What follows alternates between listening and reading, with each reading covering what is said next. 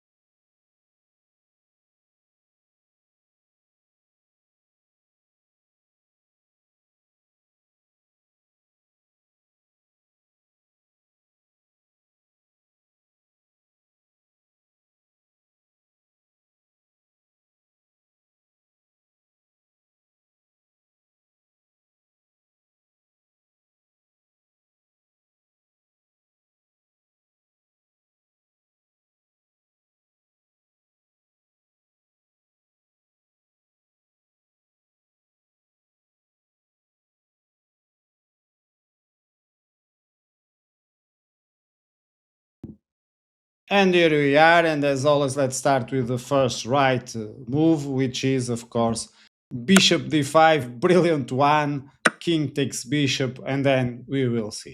Well, as soon as I saw this end game, I thought immediately on the previous one, because we are again facing two pawns that are going to be passed and connected against a rook. And so the ideas of sacrificing the rook so we can get some tempi to control the pawns came to mind immediately. But even with that, it wasn't easy. So let's see what is happening around here. So of course, black is threatening to advance the b pawn and then promote to a queen. We can also try to promote our pawn, but we are trying to win. And if we advance the pawn, well, we are facing just a potential draw over here because black will advance the b pawn. And now, of course, if I promote, well, this is going to be even harder because then the black can promote and just let's say I go with the king over here, then another check, and then black will have two queens, which is not the best idea to try to win a game. And so over here, well, simply we need to accept that we are playing just for a draw. So advancing the pawn is not possible. Another thing that may come to mind when we are starting with this, okay, I remember the idea from the last study where we had the same pawns and we used the rook with a fast check, not here, of course, a fast check. So then bringing the bishop either here or here. Well, and then we try, for example, to move the king away. Of course, there is a check over here, but black doesn't need it. Of course, it's going to win with the b2 move because now the check doesn't work for nothing. The king, even worse, is now controlling the promotion of the h pawn. And so, very, very fast, we see we are not even playing for a draw anymore. We are facing a sure defeat. So, moving the king was also not an idea. And after a while, we see some ideas of sacrificing the bishop, then sacrificing the pawn. And if we can reach the pawn, notice that I am cheating a little bit because, of course, I can't do two moves in just one.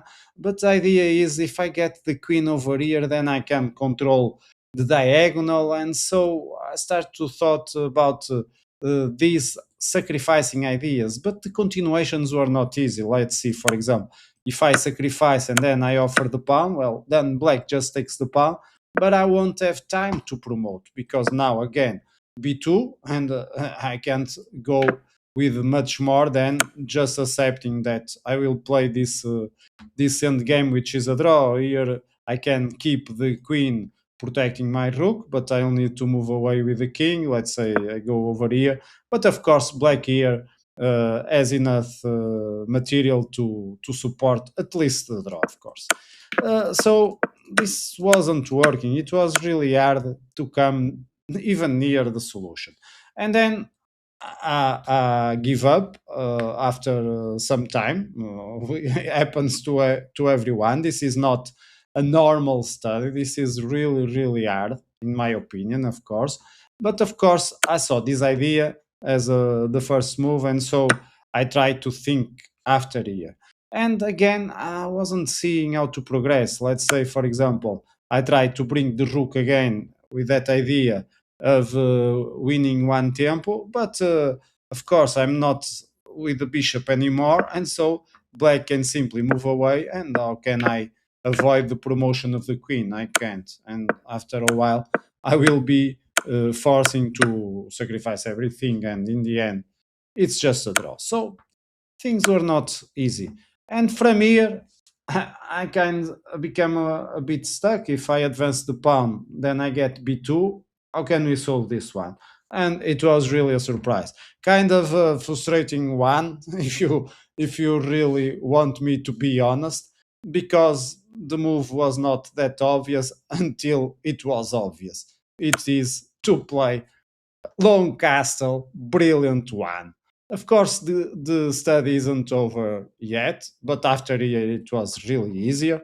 Nevertheless, the play will go on. Now, if, for example, the king goes to c4, well, this is pretty simple. We just use the king to control the pawns. Of course, the knight may try here a trick, which is if I accept the sacrifice, then the king comes to d3. Now I try to advance the pawn, and now black has the smart move of promoting to a queen, forcing me to take, and then even worse, I get the queen, but in the end I will be checkmated. So this is not an option. But of course, if we are paying attention, we don't accept the sacrifice. We just go with the king to the corner, a1. Our pawn will promote unstoppable. And after that, it's just a question of technique, and we are going to win.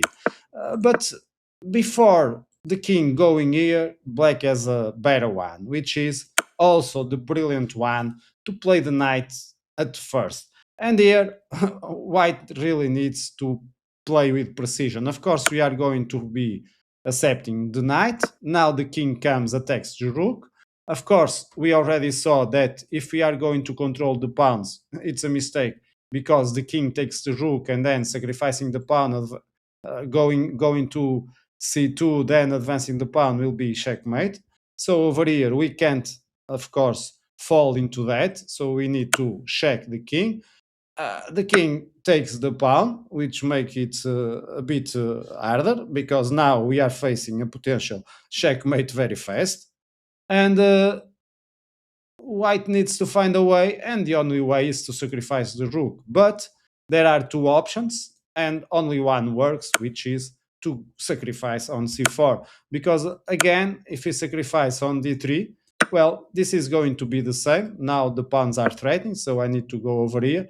And again, I sacrifice the pawn to a queen, and now white is forced to advance the pawn, and I will fall again into a checkmate. So over here, when the rook needs to sacrifice, it needs to go up. So the king is more far away from that controlling of the pawns. And now I can go to b2. The king may try to come to d3, but it's not on time because now I will promote first and in tempo to control the winning of the study. I hope you have enjoyed. It was really interesting, the solution. Never thought about long castle. It was really hard. Well, sometimes it's better not to understand chess, and maybe it would be easier to see this one. The sacrifice, I was seeing it, but not the continuation. Nevertheless, I think it's a great, brilliant study. Hope you have enjoyed, of course, and I see you in future ones. Bye bye.